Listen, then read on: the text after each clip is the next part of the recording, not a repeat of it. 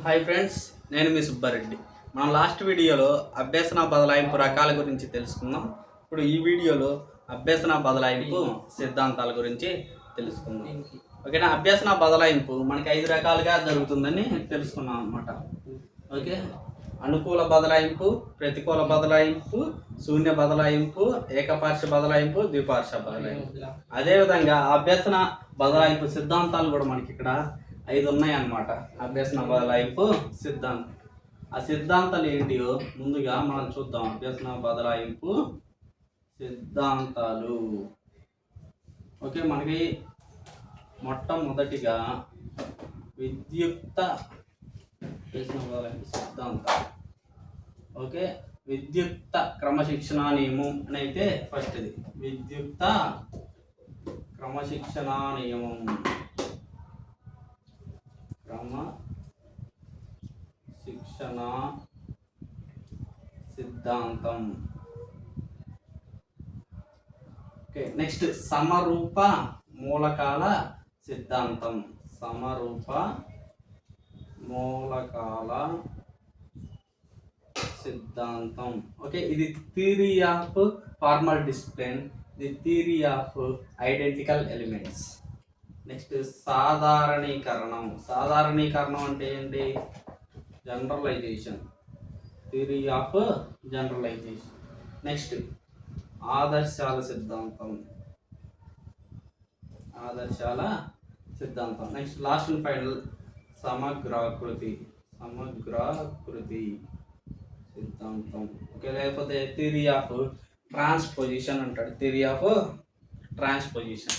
Theory of ideals. Ideal అంటే ఆదర్శవంతమైన వ్యక్తి అని అర్థం. ఓకే, ఇప్పుడు మనం ఫస్ట్ నుంచి చూద్దాం. ఓకేనా? విద్యుక్త క్రమశిక్షణ నియమం. ఈ విద్యుక్త క్రమశిక్షణ నియమాన్ని ప్రాచీన కాలంలో గ్రీకు దేశంలో ఎక్కువగా ఉపయోగించేవాళ్ళు. ఏ దేశంలో? గ్రీస్. ఓకేనా? ఈ గ్రీకుల ప్రకారం మెథడ్లో ఉన్నటువంటి వివేచన, పరిశీలన, ఏకాగ్రతల్ని వీటిని బలపరచడానికి సైన్స్, తర్కశాస్త్రం, గణితం బోధిస్తారనమాట. ఓకే, వివేచన, పరిశీలన, ఏకాగ్రత. అప్పుడు ఆయా భాగాలు బలపడటం వల్ల తర్వాత జరిగే అభ్యసనం అనేది బాగా జరుగుతుందని వాళ్ళు విశ్వసిస్తారు. ఓకే, దీంట్లోనే ఫార్మల్ డిసిప్లిన్, క్రమశిక్షణ అనేది అలవడుతుంది. అయితే ప్రస్తుత కాలంలో శాస్త్రవేత్తలు దీనిని అసలు ఇది అలా జరగదు అని చెప్తున్నారు అనమాట. దీన్ని కొట్టి పారేస్తున్నారు.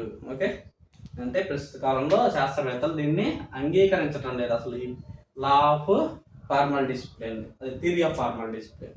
ఓకే, నెక్స్ట్ చూడు సమరూప మూలకాల సిద్ధాంతం. దీన్ని అమెరికాకి చెందిన ఈఎల్ థార్న్డైక్ ప్రతిపాదించాడు అనమాట. ఇది ఎక్కడి నుంచి తీసుకొచ్చాడంటే థార్న్డైక్ యత్నదోష పద్ధతి. ఓకేనా? ట్రయల్ అండ్ ఎర్రర్ మెథడ్లో నుంచి సాదృశ్య నియమం అని ఉంటుంది. ఆ సాదృశ్య నియమంలో నుంచి ఈ సమరూప మూలకాల సిద్ధాంతాన్ని ప్రతిపాదించాడు. అంటే 2 అంశాలు, 2 సూత్రాలు లేకపోతే 2 పద్ధతుల్లో సారూప్యత కనుక ఉంటే దాన్ని సమరూప మూలకాల సిద్ధాంతం అంటాం అనమాట. సారూప్యత ఇప్పుడు ఎలాగా?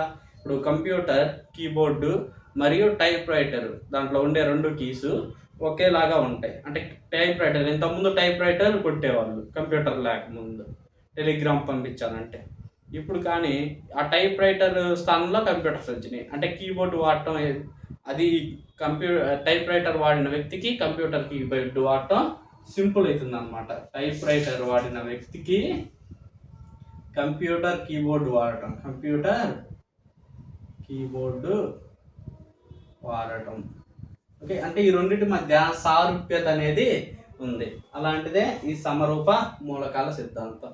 Okay, identical elements, theory of identical elements. అయితే ఈ థార్న్డైక్ దీన్ని ప్రతిపాదిస్తే వుడ్వర్త్ అనే వ్యక్తి ఈ సమరూప మూలకాల సిద్ధాంతాన్ని తర్వాత దశకి తీసుకెళ్ళాడు అనమాట. ఓకే, నెక్స్ట్ చూడు సాధారణీకరణ సిద్ధాంతం. థియరీ ఆఫ్ జనరలైజేషన్ దాంట్లోనే ఉంది సాధారణీకరణం. ఏదైనా మనం నేర్చుకున్న దాన్ని కానీ అభ్యసించిన దాన్ని కానీ దాన్ని మన నిత్య జీవితంలో ఉపయోగించటం అనమాట.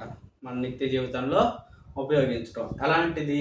ఇప్పుడు న్యూటన్ 3 గమన సిద్ధాంతాలు ఉన్నాయి కదా, న్యూటన్ 3 గమన సిద్ధాంతాలు వాటిని నేర్చుకున్న వ్యక్తి క్రికెట్ ఆడేటప్పుడు ఓకే ఫీల్డింగ్ చేసేటప్పుడు క్యాచ్ వచ్చినప్పుడు తనకి దెబ్బ తగలకుండా క్యాచ్ని తీసుకోవటం.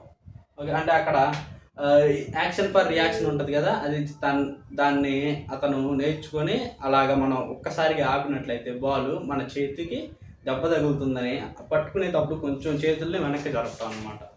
అది దీన్ని సాధారణీకరణ సిద్ధాంతాన్ని ప్రతిపాదించింది ఎవరంటే Charles Z. Okay, Charles Z. అది అంటే నేర్చుకున్న ఒక సూత్రాన్ని మన నిత్య జీవితంలో ఉపయోగించటం. ఓకే, నెక్స్ట్ చూడు ఆదర్శాల సిద్ధాంతం, థియరీ ఆఫ్ ఐడియల్స్. అంటే ఒక ఆదర్శంగా అన్నమాట. ఇంట్లో శుభ్రంగా ఉండే వ్యక్తి ఆఫీసులో కూడా అదే శుభ్రతని పాటించటం. ఓకే, ఇప్పుడు ఆర్మీలో చేసే వాళ్ళందరికీ డిసిప్లిన్గా ఉంటారు, వాళ్ళు సమయ పాలన పాటిస్తారు. వాళ్ళు ఆర్మీలో నుంచి రిటైర్ అయిన తర్వాత కూడా ఎప్పుడైనా అంటే సమయ పాలన పాటించడం అనమాట. ఒక చోట సమయ పాలన పాటించే వ్యక్తి అన్ని చోట్ల ప్రతి చోట కూడా సమయ పాలన పాటించటం, అది ఆదర్శం. ఒక ఆదర్శాన్ని తీసుకున్న తర్వాత దాన్ని ఎక్కడైనా అమలు చేయటాన్ని ఆదర్శాల సిద్ధాంతం అంటాం. దీన్ని ప్రతిపాదించింది డబ్ల్యూసి బాగ్లే.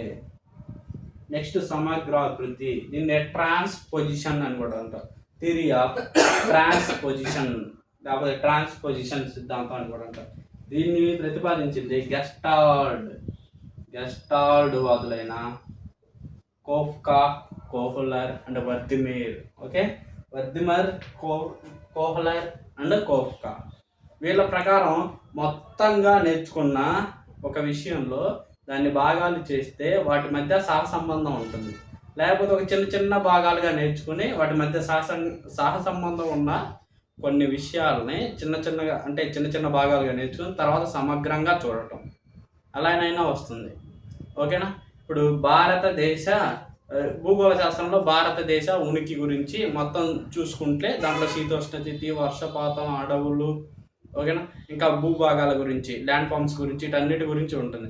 అంటే ఇవన్నీ నేర్చుకున్న తర్వాత అక్కడ ఏం గ్రహిస్తాడు, ఒకదానికొకటి లింక్ అయ్యి ఉంటాయి అన్నమాట, ఒకదానికొకటి సహసంబంధం కలిగి ఉంటాయి. వీటన్నిటిని తర్వాత ఆంధ్రప్రదేశ్ గురించి కూడా అలా నేర్చుకునేటప్పుడు, భూగోళ శాస్త్రంలో ఆంధ్రప్రదేశ్ గురించి కూడా నేర్చుకునేటప్పుడు దాన్ని ఇక్కడ ఉపయోగించుకోవటం. ఓకేనా, సమగ్రాకృతి సిద్ధాంతం అంటే చిన్న చిన్న భాగాలని మనం ఒక పెద్దదానిగా చేసుకోవటం, సమగ్రంగా చేసుకోవటం అన్నమాట. ఇక్కడ ఏం లేదు, సమరూప మూలకాలంటే రెండు అంశాల మధ్య సారూప్యత ఉండటం.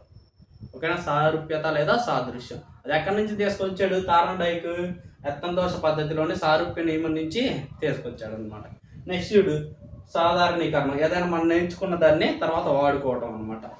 నెక్స్ట్ ఆదర్శాల సిద్ధాంతం, ఒక ఆదర్శం పాటించే వ్యక్తి మనకి అక్కడ విలువలు ఆదర్శాలని మళ్ళీ పాటిస్తూ ఉండటం. గెస్టాల్డ్ వాదం, దాన్నే మనం ఇక్కడ సమగ్రాకృతి అన్నాం. అంటే రెండు అంశాల మధ్య సంబంధం గ్రహించడం అనమాట. ఇప్పుడు మనకి ఎట్లయితే శీతోష్ణ స్థితిలో మనకి టెంపరేచరు, వర్షపాతం ఇవన్నీ వస్తాయి కదా, వర్షపాతం అంటే అడవులు ఉంటాయి, ఇట్లా ఒకదానికి ఒకటి లింక్ అయ్యి ఉంటాయి అన్నమాట. ఎక్కువ వర్షపాతం పడే దగ్గర దట్టమైన అడవులు ఉంటాయి, వాటిని మనం ఎవర్ గ్రీన్ ఫారెస్ట్స్ అంటాం. ఓకేనా, ఎక్కువ వర్షపాతం పడని చోట ఉండవు అనమాట, అది సహసంబంధం. ఓకే, ఇవి ఫ్రెండ్స్ మనకి అభ్యసన బదలాయింపు సిద్ధాంతాలు 5. అయితే ఈ అభ్యసన బదలాయింపు గురించి ప్రతిసారి టెట్లో కానీ డిఎస్సిలో కానీ సైకాలజీలో ఒక మార్క్ అయితే ఖచ్చితంగా ఉంటుంది. దీన్ని ఫుల్ఫిల్గా మనం చెప్పుకోవడం అయితే జరిగింది. ఓకేనా ఫ్రెండ్స్, దీని గురించి మనం త్వరలో మన యాప్లో ఫ్రీ టెస్ట్ అనేది ఇవ్వడం జరుగుతుంది. దాన్ని అటెంప్ట్ చేసి మీరు ఒక మార్క్ని టెట్ లేదా డిఎస్సిలో పొందండి. Thank you friends, thank you for watching.